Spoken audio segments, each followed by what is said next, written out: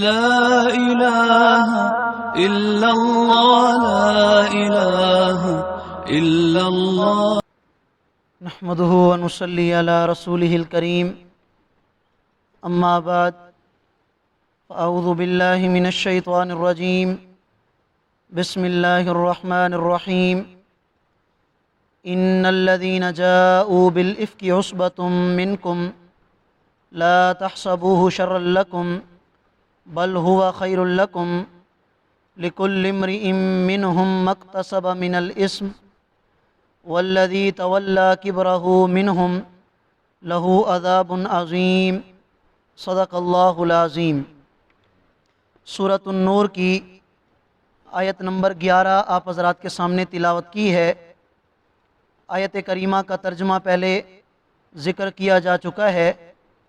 ان آیات کریمہ میں حضرت عائشہ رضی اللہ تعالیٰ عنہ پر جو بہتان باندھا گیا اس واقعے کی طرف اشارہ کیا گیا ہے، اور وہ واقعہ میں نے آپ حضرات کے سامنے مختصراً ذکر کر دیا۔ آج آیات کریمہ کی تشریح کی طرف آتے ہیں کہ یہ 10 آیات کریمہ اللہ رب العالمین نے حضرت عائشہ صدیقہ رضی اللہ تعالیٰ عنہ کی براءت اور آپ کی پاک دامنی کا اظہار کرنے کے لیے نازل فرمائی ہیں، اور ان کا خلاصہ یہ ہے کہ اللہ رب العالمین ان آیات کریمہ میں تمام اہل ایمان کو اس بات کی ترغیب ارشاد فرما رہے ہیں کہ کبھی بھی کوئی مسلمان اپنے مسلمان بھائی سے، اپنی مسلمان بہن سے بدگمان نہیں ہونا چاہیے۔ اگر کوئی مسلمان کسی دوسرے مسلمان کے بارے میں آپ کے سامنے آ کر کسی الزام کا ذکر کرتا ہے، کسی بہتان کا ذکر کرتا ہے، تو سننے والے کو چاہیے کہ وہ اپنے دوسرے مسلمان بھائی سے حسن ظن رکھے، اور اس کو کہہ دے کہنے والے سے کہ اگر تمہارے پاس اس الزام پر کوئی دلیل ہے تو وہ لے آؤ، اگر کوئی دلیل نہیں ہے تو میں اپنے بھائی کا یہ الزام اور یہ بہتان سننے کے لیے تیار نہیں ہوں، بلکہ تم جھوٹ بول رہے ہو۔ ہاں اگر تمہارے پاس کوئی ثبوت ہے تو پیش کرو، میں تمہاری بات کا یقین کروں گا۔ اگر ہر مسلمان اپنی اصلاح اس طریقے سے کر لے تو ہماری مجالس غیبت سے پاک ہو جائیں گی، ہماری مجالس بہتان تراشی، الزام تراشی اور دوسروں کے بارے میں بدگمانی کرنا، اس طرح کی جو ناپاک اعمال ہیں ان سے ہماری مجلسیں پاک ہو سکتی ہیں۔ ان آیات کریمہ میں اللہ رب العالمین نے اسی طرح کے چند ترغیبی کلمات ارشاد فرمائے ہیں۔ چنانچہ آیت نمبر 11 میں اللہ رب العالمین نے ارشاد فرمایا ان الذین جاءوا بالإفک، کہ بے شک وہ لوگ جنہوں نے حضرت عائشہ صدیقہ رضی اللہ تعالیٰ عنہ پر تہمت لگائی، عصبۃ منکم، وہ تم ہی میں سے ایک ٹولہ ہے۔ اہل ایمان کو خطاب ہے کہ وہ ٹولہ بھی اہل ایمان میں سے تھا۔ 3 صحابہ کرام حضرت حسان بن ثابت، حضرت مصطح رضی اللہ تعالیٰ عنہ، حضرت حمنہ رضی اللہ تعالیٰ عنہ، یہ 3 اس بہتان کے اندر شریک تھی، لیکن سب سے بڑا جو بہتان باندھنے والا تھا وہ منافق عبداللہ بن ابی تھا۔ عبداللہ بن ابی کو بھی اہل ایمان کے اندر داخل اس لیے کیا گیا کہ وہ زبان سے کلمہ پڑھتا تھا اور ظاہراً اپنے آپ کو مسلمان کہتا تھا، لیکن اس کے دل میں ایمان نہیں تھا۔ اس وجہ سے آیت کریمہ میں اس کو بھی اہل ایمان کے اندر داخل کیا گیا، حالانکہ وہ مسلمان نہیں تھا۔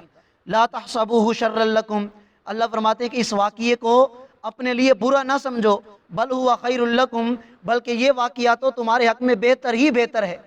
آپ دیکھیں کہ اس واقعے کے بعد حضرت عائشہ صدیقہ رضی اللہ تعالیٰ عنہ کی شان بلند ہوئی یا ان کے مقام میں کوئی کمی واقع ہوئی؟ اللہ نے ان کے مقام کو اور بڑھا دیا۔ ان کی برات، ان کی پاک دامنی کو ظاہر کرنے کے لیے اللہ تعالیٰ نے 10 آیات کریمہ نازل فرمائیں، جس سے حضرت عائشہ رضی اللہ تعالیٰ عنہ کا مقام اور زیادہ لوگوں کی نظروں میں بلند ہو گیا۔ تو یہ واقعہ مسلمانوں کے حق میں خیر تھا، نہ کہ برائی۔ فرمایا لِكُلِّ امْرِئٍ مِّنْهُمْ مَا اكْتَسَبَ مِنَ الْإِثْمِ، باقی یہ کہ جو اس گناہ میں شریک تھے انہوں نے اپنے گناہ کا حصہ پایا۔ وَالَّذِي تَوَلَّىٰ كِبْرَهُ مِنْهُمْ لَهُ عَذَابٌ عَظِيمٌ، اور عبداللہ بن ابی منافق کہ جو اس گناہ کا گویا سردار تھا، جس نے اس گناہ کو گڑا، اس بہتان تراشی کو عام کیا، فرمایا اس کے لیے سخت عذاب ہے۔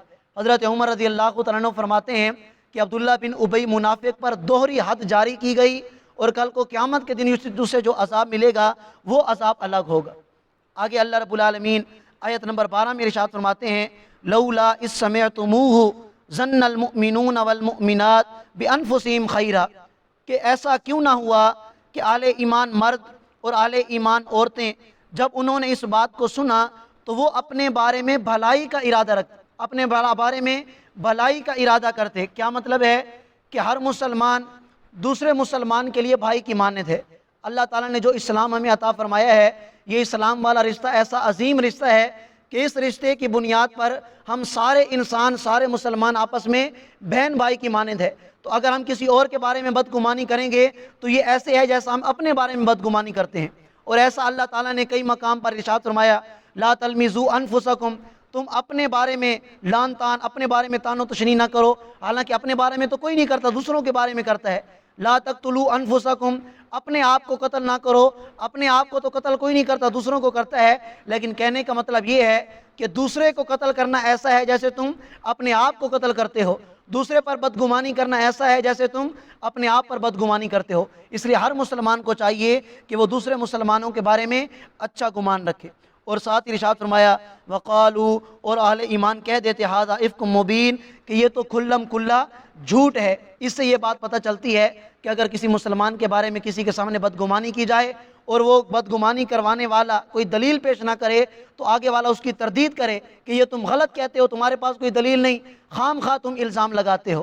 اس آیت کریمہ سے یہ بات معلوم ہوئی کہ ہر مسلمان دوسرے مسلمان کے بارے میں اچھا گمان رکھے اور حسن ظن رکھنا یہ واجب ہے، اور اگر کوئی بدگمانی پیش کروانا چاہے تو اس کی تردید کرنا بھی واجب ہے۔